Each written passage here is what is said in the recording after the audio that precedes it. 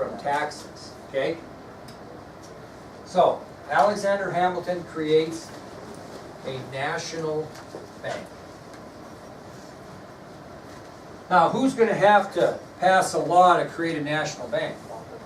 Congress. Okay? Congress. So, Congress takes Hamilton's suggestion and they sign a bill that creates a national bank. And this national bank is going to be called the Bank of the United States, although some people refer to it inaccurately as the National Bank of the United States, but it's just simply called the Bank of the United States.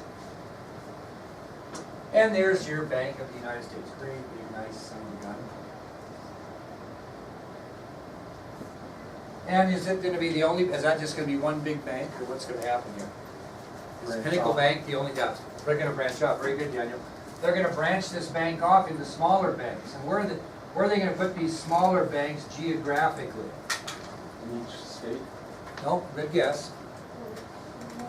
Maybe some in the north, some in the south, some, they're going to kind of spread them out, but where are they going to be located in? The major cities. They're going to locate them in the major cities of the United States. Now, before they passed the National Bank, Congress wanted to know what would be the advantages of having such a thing. And so Hamilton gave them 3 reasons, or 3 advantages of having a national bank. We've already talked about the first one, which was what? What was the first advantage of a national bank? Have a place to put money that we had collected through taxes. So when he was asked, hey, what are the advantages of us passing a national bank? He says, well, first of all, it's going to provide a safe place for tax officials to deposit the money they collect from the people from taxes. We'll put it in there. Now, we don't, today's world's so much different. What's the last time any of you wrote a check? Have any of you wrote a check before? Nobody writes checks. Do you write checks still? That's pretty amazing. Yeah, but I mean, what do you use? What do you use? Well, what do you use? A debit card. You know what that is, don't you? You know what? In the old days, if you want to, you know what everybody likes. This is what you like. This is what nobody has anymore. And I'm kind of one of these guys. I got a debit card, but here's what I got: cash on the barrel. That would be, now listen, this cash on the barrel would be similar to what back in these days that you'd carry with you? Gold and silver. Very good. So I got my gold and silver here. I saved this for kind of a rainy day. I don't like to pack around a lot of cash. It's easy to just like to transfer that money by virtue of a debit card. So an advantage that Hamilton says is, guess what? We don't have to transport gold and silver anymore, which is kind of a pain to transport. We can transfer money from the big bank to the smaller branch banks without actually having to carry gold or silver to do that, right? Now that will eventually tell us about the third advantage. So a first advantage is we have a place to put our money. Second advantage is that these branches are going to allow us not to have to transfer gold and silver. Now, if you're into the old westerns like Gunsmoke, what do you always see in a Gunsmoke episode on the stagecoach? We're going to rob the gold shipment, the silver, right? Because that's how they transported money back in the West, because they really weren't up to date with things east of the Mississippi River. So you still transported gold and silver and paper money, but that you always got robbed. Well, this was a much easier way, according to Hamilton. Rather than pack gold and silver around and transport it from bank to bank, we can just use transfer. And what do you have to transfer? In those days, they had debit cards. What did they transfer? Paper money. Now, here's the third advantage that Hamilton gave to Congress. He said, listen, we're going to have a uniform currency. Every dollar is going to mean the same, because what was it like right now? Every colony had their own paper money and currency. Now that they're states, is that going to work? Is somebody from North Carolina going to be eager to take a Massachusetts paper money that came from the colony of Massachusetts? No. It's like my father used to go crazy, God rest his soul, but he'd go, when I was a kid, we'd go into a store and they'd give him a Canadian dime back. He's just driving crazy. I don't want this Canadian dime. It's not worth as much as American dime. And he'd make them switch them out, because there is, there is Canadian money that runs. You ever get a Canadian quarter once in a while? Yeah, my dad would never take. I mean, there's no way.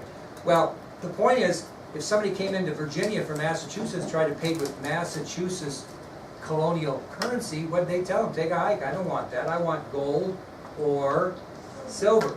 So the point is this. Alexander Hamilton convinced Congress that having a national bank in the United States, we could have a uniform currency so that when you pull out your bill, at the top of your bill here, it says Federal Reserve Note, right at the top. Every bill has one of those. It doesn't say Massachusetts Reserve Note or Wyoming Reserve Note, where it's only good in that particular area. This is good all over the country. And that was the third advantage that Hamilton said, is that we'll have a uniform currency that everybody will trust if we have a national bank of the United States. Okay? Does that make sense? So what did we gain? Place to put our tax money, place to transfer money instead of having to carry gold and silver, and also a uniform currency where everything means the same. Okay? All right, that'll take us to the election of 1792. Our second election. Now what's the rule, Jordy? How do you get a president and vice president? Now an election. Who elects them? Which are the electors, right? Now, do you think the electoral votes has gone up since the first election? It actually has. We've got more representatives, more population, so you're going to see more votes. So, how do you get to be president now in this election? You have to have what? Votes. The most votes. And how do you get to be vice president? Second most. Okay. Well, let's tell you about their candidates. There were 5 guys that were running for president in 1792. 5 people that wanted to be president.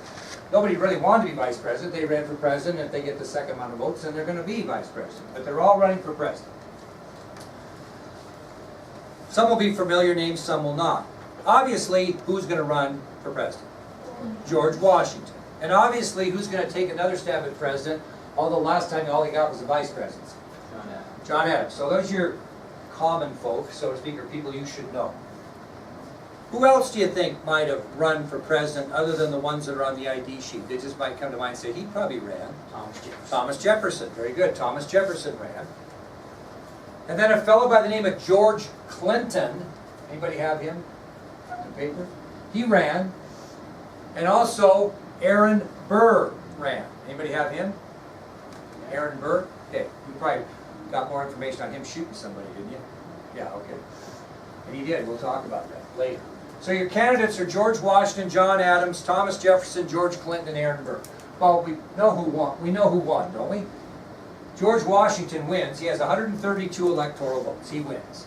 So the mystery is going to be who gets second. Well, who was our second vice president? Well, not the second, but who was our vice president under Washington the whole 8 years? John Adams. John Adams. So John Adams gets the second amount of votes, 77. So Washington's going to win the presidency with 132. And Adams is going to get 77. Now Adams only won by 27 electoral votes. The third place guy got 50. Anybody want to guess who that was? Thomas. Everybody thinks it was Thomas Jefferson. Who was it, Luke? George Clinton. George Clinton got 50. Thomas Jefferson only got 4. And Aaron Burr, that poor guy, only got 1. So it was Washington 132, Adams 77, George Clinton 50, Thomas Jefferson 4, and Aaron Burr 1. And as a result, Washington is re-elected president, and John Adams is re-elected vice president. So we got another 4 years of the Washington-Adams hierarchy. Okay, that'll take us to our last subtopic of the day, and that's going to be the Whiskey Rebellion. Whiskey Rebellion.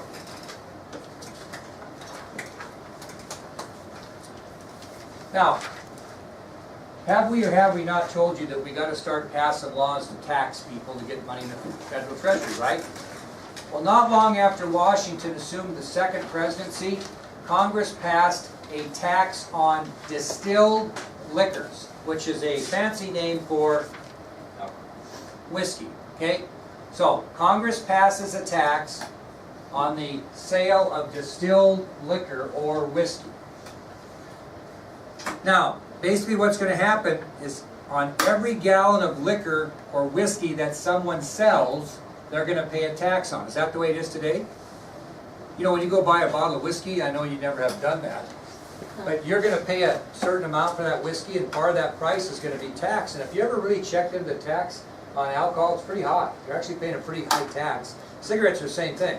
pay a pretty high tax on cigarettes and whiskey. Okay, they're still taxed heavily today. Okay, that's why I think you gotta legalize drugs and then just tax the hell out of it, right? If you want drugs bad enough, you can just pay a lot of money for them. Because are you ever gonna win the war on drugs? Seriously, I'm not trying to be negative. You can always get guns, you can always get drugs, you can always get alcohol, right? So they ought to just legalize it and tax the hell out of it. Boy, if you lived in Colorado, they sell a lot of it there. You ever been to a Broncos game? Woo-wee. But anyway, you might as well tax it. I mean, these guys, you can sit in the stands and get nuts just smelling everybody's marijuana. Have you ever done that? Yeah. Yeah, it's great. It's absolutely ridiculous. I don't know how you can take a child to a football game anymore. The poor child will be sitting next to the craziest guy in the world who just does nothing but drink alcohol and smoke marijuana the whole time. I mean, that's how it is. But anyway, this tax is going to be placed on distilled liquor, and every gallon you sell, you're going to pay a tax on. Now, this is going to cause controversy, and I'll tell you why. Bear with me. What type of people do we have west of the Appalachians? What do they do for a living? Farm. And here's the problem here. They're trying to grow corn and barley and wheat and beets and whatever, okay? But to get them to market, what do they have to do? They got to cross the Appalachian Mountains, and they got to put all this stuff in wagons. Why don't they just sail around here? Because we do not own the right of deposit in New Orleans. That belongs to another country. So we don't have that opportunity. So we have to go overland, which is a pain. To put, imagine putting corn and peas and all these things, barley, in these wagons. It's not like you have barley trucks like you do now, and take them all the way across there to market. So these farmers said, you know what, it'd be really easy to carry to market? Barrels of whiskey. Do they spoil on the way over? No, because what's the key about whiskey? It's aged, right? So you get them in a nice steady barrel, put them in your wagon. Doesn't matter how long it takes you to get there. In a lot of ways, it's not going to spoil on you like maybe your barley would or your corn. So what do you use to make whiskey? What's the crop that whiskey's made out of? Well, there can be out of that, but corn whiskey was kind of the thing back then. Everybody that drank whiskey maybe drank corn whiskey. It wasn't quite probably as smooth as it might be today. So what did these farmers start growing exclusively in the West? Corn. And they grew corn, and they grew corn, and they grew corn, and they grew corn, and then they made it into whiskey, and then they put it in the whiskey barrels, and they put it in their wagons, and they came to market. And either they sold the whiskey themselves, or they sold it to somebody who sold it, right? So if they have to pay tax on this, is it cutting into their profits? Yeah, they don't like it. They're very, very upset about it. Well, what happens in the summer of 1794, in western Pennsylvania, these farmers refused to pay the tax on whiskey. They said, forget it, pound sand, we're not doing it. We're not paying any tax. You out of your mind? Cutting into our profits, stick it, we're not doing it. Well, that word gets back to Washington, and the problem that Washington has, kiddos, is can you have somebody tell this new federal government you're not going to pay taxes? Can you do that? God, no, not if you're going to run a country. Now they put you in jail if you don't pay your taxes. But this is the first really, revolt against taxes. So what's Washington do? Aisha, what's he do when he gets the word that these guys are going to pay their taxes? He tries to negotiate. Well, no, he's not that nice. He actually sends federal marshals to western Pennsylvania and says, you know what, you guys will pay your taxes. Sends these federal marshals. Caleb, what happens next? They get arrested? They try to arrest him, but what do these western farmers do? Investigate? Well, how do they rebel? When it becomes a rebellion, what have you done? Shoot. You've lifted arms. They arm themselves and run the marshals back to Philadelphia. They run them off. Now when you arm yourself, that becomes a what? Rebellion. That's where we get the name Whiskey Rebellion. So these farmers arm themselves, and they send these federal marshals back without any tax money. And this rebellion, because of raising of arms by frontier farmers, becomes known as a Whiskey Rebellion. Well, Washington knows he's got a big problem now. They said no, he sent federal marshals there, and they ran him off violently. What's Washington's next step, Carter? Send more. Well, hey, let's work. No, we're gonna send more something. He's gonna send 15,000 military soldiers there. Who's gonna lead them? Who's gonna lead them to Western Pennsylvania? No. Oops. Good guess, but no. You want to get the job done, do it yourself. Washington mounts up and leads 15,000 soldiers to Western Pennsylvania and says, hey, guess what, folks? You are going to pay those taxes. Well, you think those Western farmers wanted to bear arms against 15,000 military men? Not a chance. And so the whiskey rebellion ends peacefully, and the farmers pay their taxes. The point of the whiskey rebellion, it was the first opposition or first challenge that the federal government received that someone would not pay their taxes or do what the government said they were supposed to do, and it had to be taken care of, and Washington had a lot of guts to lead 15,000 military men to Western Pennsylvania and let people know all across the country, not just in Western Pennsylvania, that you will abide by this new federal government and their laws, or you will be dealt with. We are not pansies here. We will take care of you, okay? All right, that ends today's lecture, and we will start with the French Revolution and what effects that had on the United States on Monday.